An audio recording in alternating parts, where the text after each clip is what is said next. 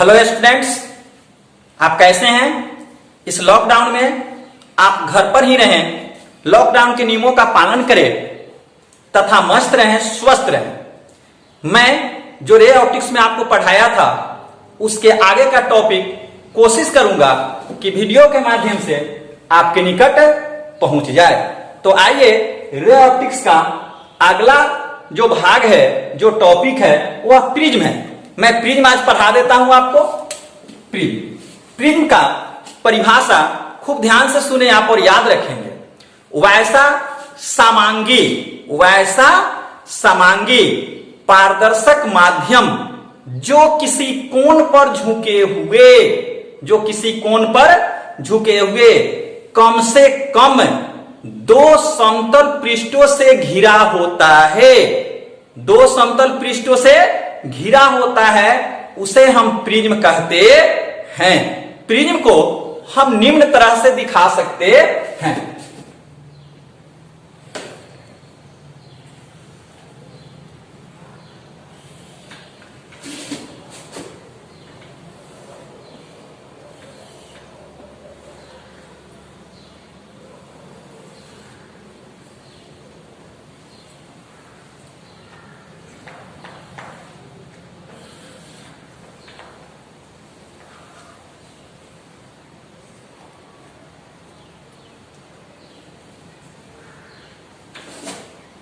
हाँ तो बच्चों, यही प्रिज्म की आकृति होती है, शेप होता है। आप देख सकते हैं, यह ए है, यह बी है, यह सी है, यह डी है, ई है और एफ है। इस प्रिज्म में दो सतह जो नीचे होता है और ऊपर होता है, दोनों आपस में समरूप होते हैं, लेकिन इनके तीन पृष्ठ इस तरह से होते हैं। ऐसे होते हैं, इस तरह से होते हैं। एक पृष्ठ ऐसे होता है, ऐसे दो पृष्ठ होता है, एक ऐसे होता है। तो यह जो पृष्ठ होता है, यह यहां से प्रकाश आपतित होता है और इधर से क्या होता है, निकलता है। तो इसे हम अपवर्तक पृष्ठ कहते हैं। क्या कहते हैं? अपवर्तक पृष्ठ कहते हैं। तो देखिए, मैं प्रिज्म के कुछ भाग को बाहर बताता हूं।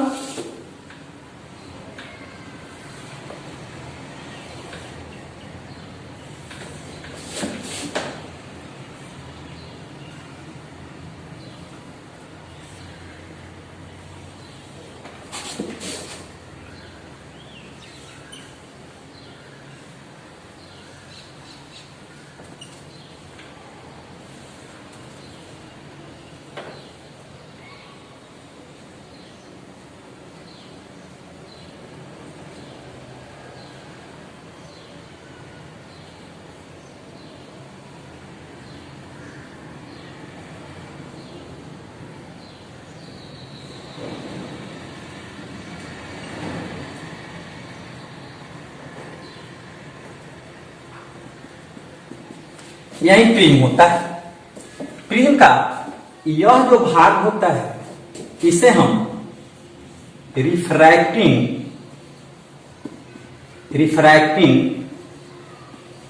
सरफेस कहते हैं। इसका यह भी जो भाग होता है, इसको भी हम रिफ्रैक्टिंग सरफेस कहते हैं। परंतु प्रिज्म का जो यह एंगल होता है, यह जो कोण होता है, इसे हम एंगल ऑफ प्रिज्म कहते हैं। एंगल ऑफ प्रिज्म कहते हैं। यह इसके नीचे वाला जो भाग होता है, इसे हम बेस कहते हैं। क्या कहते हैं? बेस कहते हैं। प्रिज्म का यही फिगर होता है। अब प्रिज्म से विचलन भी होता है। तो विचलन को दिखाने के लिए हम प्रिज्म से अपवर्तन की क्रिया को दिखाते हैं। क्या दिखाते हैं? प्रिज्म से अपवर्तन की क्रिया को दिखाते हैं।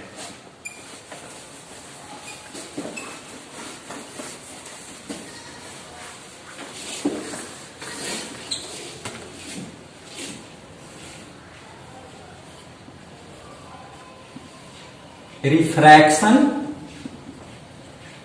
थ्रो ए प्रिज्म, रिफ्रैक्शन थ्रो ए प्रिज्म, प्रिज्म से अपवर्तन, प्रिज्म से अपवर्तन में ही आपको विचलन कोण मिल जाएगा, बहुत सारे पॉइंट्स मिलेंगे। आइए देखिए मैं इसको बताता हूं।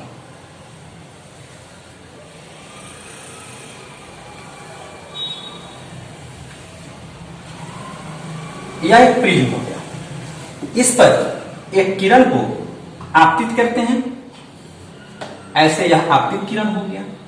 इस पॉइंट को हम आपको बताए हैं कि प्रिज्म कोण कहते हैं, जिसे ए के द्वारा सूचित करते हैं। इसे हम बी लिख लेते हैं, इसे हम सी लिख लेते हैं। यहां एक नॉर्मल डालते हैं। ध्यान देना है बच्चों कि नॉर्मल जब भी डालेंगे तो उसे लगना चाहिए कि इसके सतह से यह 90 डिग्री का कोण बन रहा है। कितने डिग्री का कोण बन रहा है? 90 डिग्री का। तो यह जो आपतित किरण है, इंसिडेंट रे है, इंसिडेंट रे है।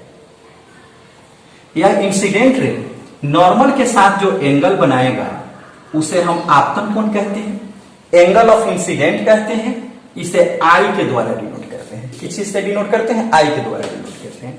अब यहां पर इस प्रिज्म के ए बी सतह पर यह किरण आपतित हुआ था, यहां अपवर्तन की घटना होगी। और हम जानते हैं कि जब प्रकाश का किरण विरल माध्यम से सघन माध्यम में जाता है तो अभिलंब के निकट आता है। तो यह अभिलंब है, यह अपवर्तन के बाद यह किरण अभिलंब की ओर मुड़ जाएगा, अभिलंब की ओर मुड़ जाएगा। अब यह आपतित किरण हुआ और यह अपवर्तित किरण हुआ। तो अभिलंब और अपवर्तित किरण के बीच जो कोण बनता है उसे हम अपवर्तन कोण कहते हैं और इसे R1 के द्वारा यहां सूचित करेंगे। अब यह प्रकाश का जो किरण है, यह किरण यह सघन माध्यम से विरल माध्यम में जाएगा। तो यहां भी निकलते समय यहां एक हम अभिलंब डालते हैं। क्या डालते हैं? अभिलंब डालते हैं।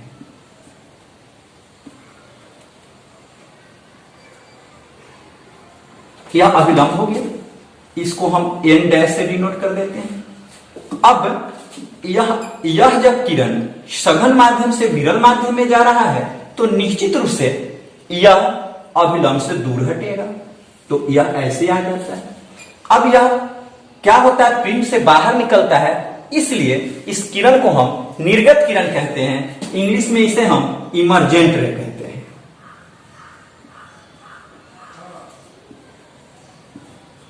इमर्जेंट रे कहेंगे। इस इमर्जेंट रे और नॉर्मल, इमर्जेंट रे और नॉर्मल के बीच जो कोण बनता है उस कोण को हम कहते हैं एंगल ऑफ इमर्जेंट। इसे निर्गत कोण कहते हैं और इसे ई के द्वारा सूचित करते हैं। किसके द्वारा सूचित करते हैं? ई के द्वारा सूचित करते हैं। अब यहां पर आप देखिए, एक बात निकल करके सामने आ रही है कि जब हम किसी प्रिज्म पर एक किरण को आपतित करते हैं, इंसिडेंट करते हैं, तो उस वहां पर दो बार अपवर्तन होता है और दोनों बार उस किरण का जो झुकाव होता है वह आधार की तरफ होता है। मतलब ऐसे जा रहा हो, यहां भी आधार की तरफ मुड़ गया और निकलने के बाद भी आधार की ओर मुड़ जाता है। अब इस आपतित किरण को हम आगे की ओर बढ़ाते हैं। कब बढ़ाएंगे? जब AB की उपस्थिति नहीं होगी तब। तो यह मान लेते हैं कि AB सतह यहां पर नहीं है, तो यह किरण सीधे आगे की तरफ ऐसे निकल जाएगा, ऐसे निकल जाएगा।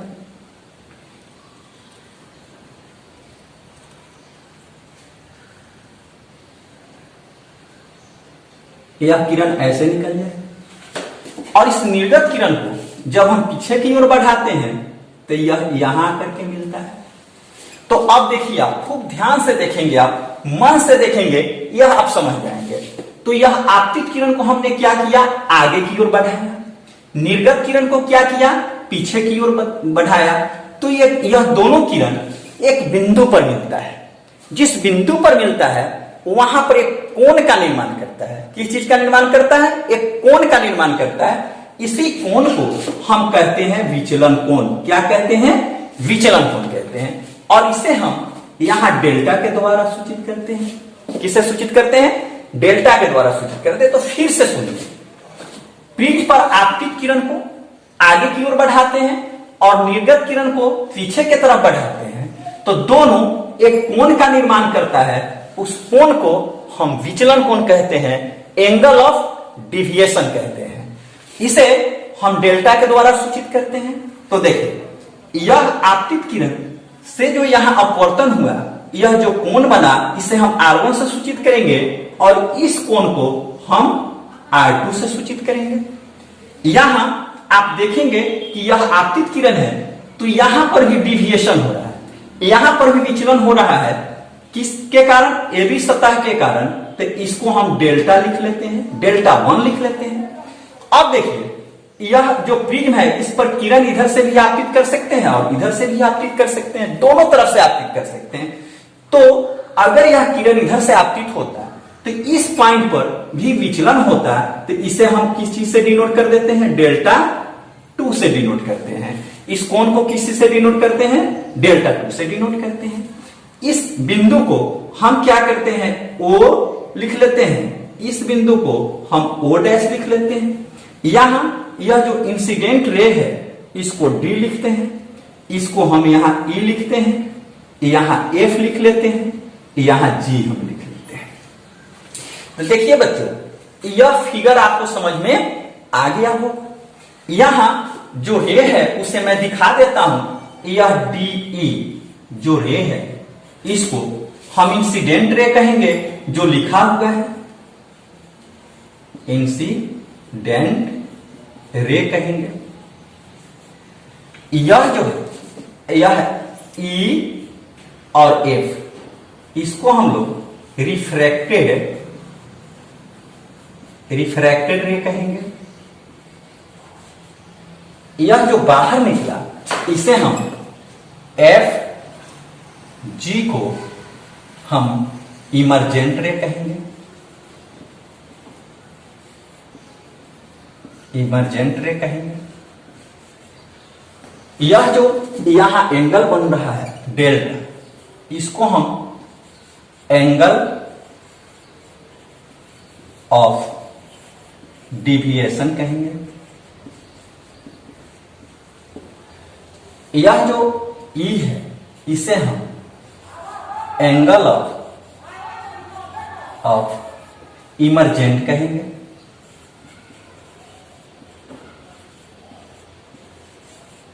इमर्जेंट कहेंगे। इसी प्रकार हम क्या कहेंगे? यहां जो है इसे प्रिज्म कोण कहेंगे। इस तरह से विभिन्न पार्ट्स को मैं यहां दर्शा सकता हूं। अब यह जो विचलन है, इसे हम प्राप्त भी कर सकते हैं, निकाल भी सकते हैं। तो आइए मैं आपको दिखाता हूं कि इसे कैसे प्राप्त करेंगे। तब तक आप इसको उतार सकते हैं। तो उतार लिया आप लोग? ठीक, तो मैं इसको मिटाता हूं। देखिए, अब हम पढ़ेंगे कि इसका डिटर्मिनेशन कैसे होता है। लिखेंगे यहां डिटर्मिनेशन ऑफ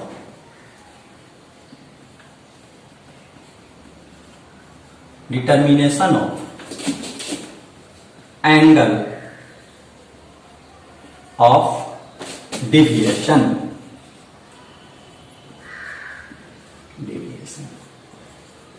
इसका हम डिटर्मिनेशन कैसे करेंगे? किसका? विचलन कोण का। विचलन कोण की गणना हम कैसे करेंगे? तो देखिए, खूब ध्यान देने योग्य बात है कि इस फिगर में OEF एक त्रिभुज का निर्माण कर रहा है। क्या कर रहा है? O डैश E और F एक त्रिभुज का निर्माण कर रहा है, जिसे मैं यहां दिखा सकता हूं फ्रॉम फिगर।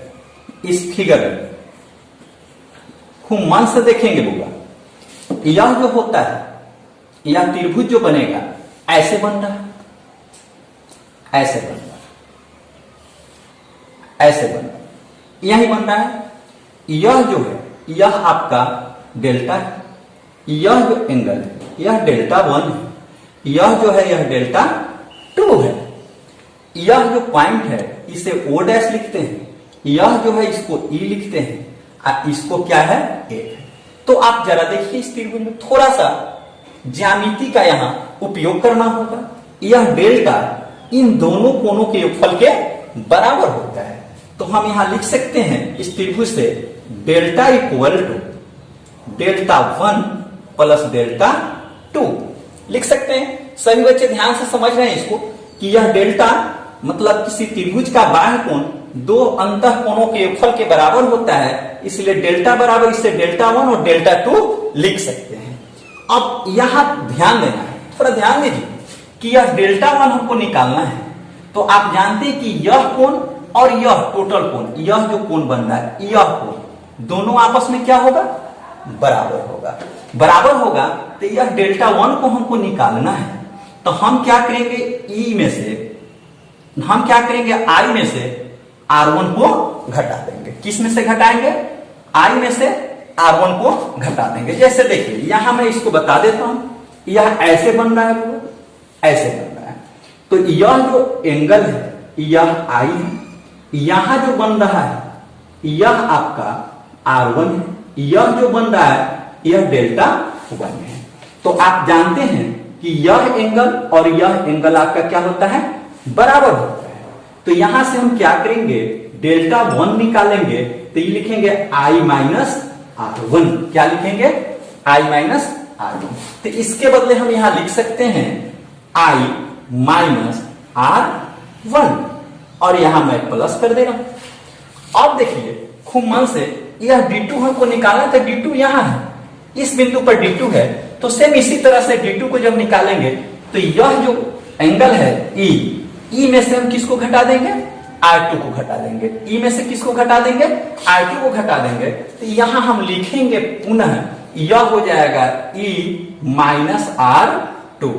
कहीं समझने में दिक्कत हो तो आप हमें बताएंगे जरूर। तो यह E माइनस क्या हो गया, R2 हो गया। इसको हम अलग अलग करेंगे तो यह I अब प्लस क्या होगा, E होगा, यहां माइनस होगा और यहां होगा R1 प्लस R2।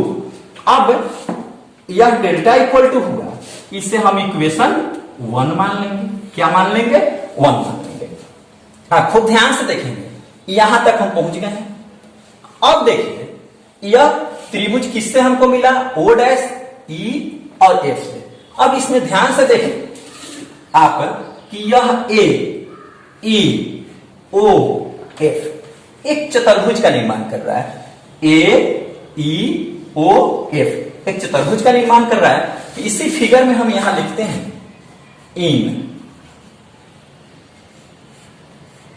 इतना, यह हो जाएगा A E O F। इसमें देखिएगा, इसमें आप देखेंगे तो आप जानते हैं कि किसी भी चतुर्भुज के चारों कोणों का योगफल कितना होता है, 360 डिग्री होता है। तो 360 डिग्री के लिए सभी कोण को हम जोड़ देते हैं, यह हो जाएगा एंगल A प्लस यह हो जाएगा एंगल, ध्यान से देखेंगे आप, A E O A E O, यहां फिर प्लस हो जाएगा E angle E O F, देखते रहेंगे। फिर यहां हो जाएगा प्लस, यह हो जाएगा कोण O F A equal to 360 degree. चारों का योगफल कितना हो गया, 360 डिग्री। अब यहां देखेंगे यह A रहेगा प्लस। यहां आपको ध्यान देना है, मैं आपको बताया हूं कि अभिलंब और इस सतह के साथ जो कोण बनेगा वह कितना का होगा, 90 डिग्री का होगा। मेरे कहने का मतलब यह कोण आपका कितना हो जाएगा, 90 डिग्री हो जाएगा। ठीक उसी प्रकार इस पॉइंट पर यह जो कोण बनेगा, यह कोण देखिए ध्यान से, यह कोण जो बनेगा वह कितना का होगा, 90 डिग्री का होगा।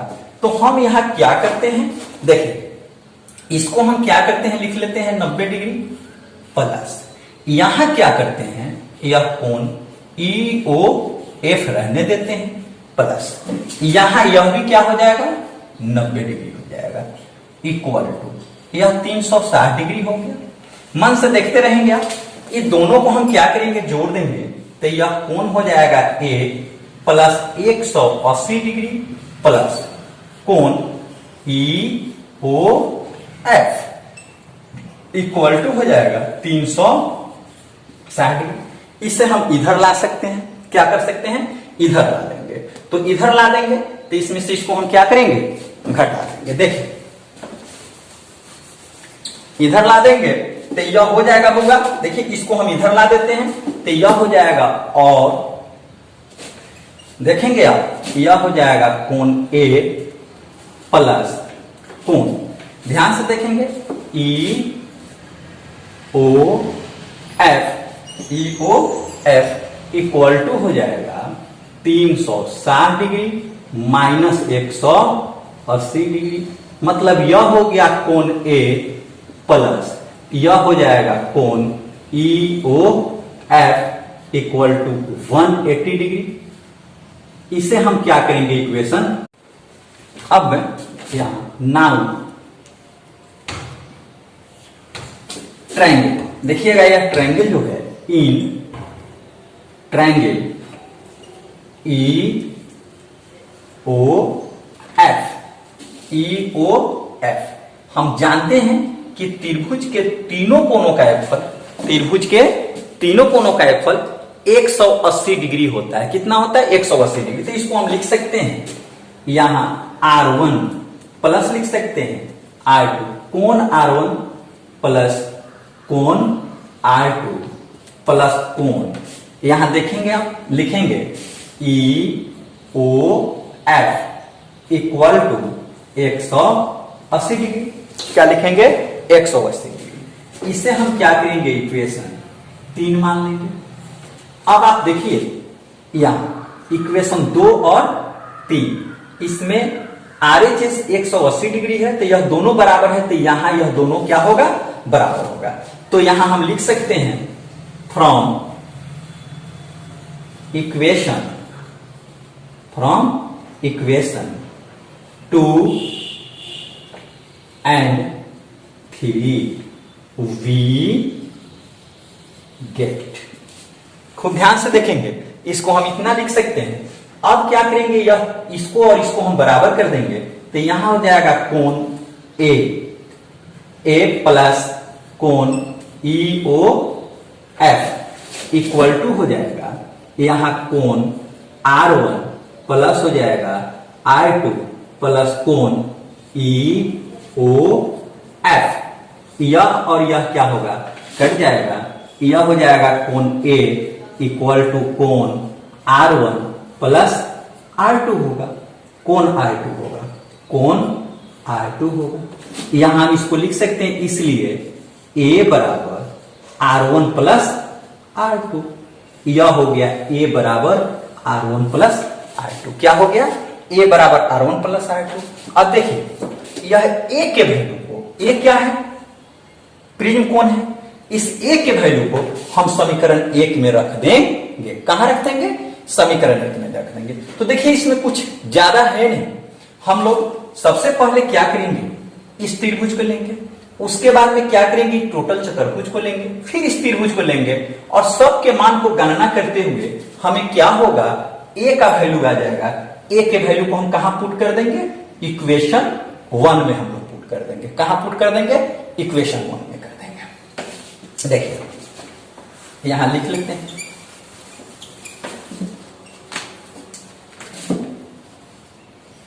Putting the value of R1 plus R2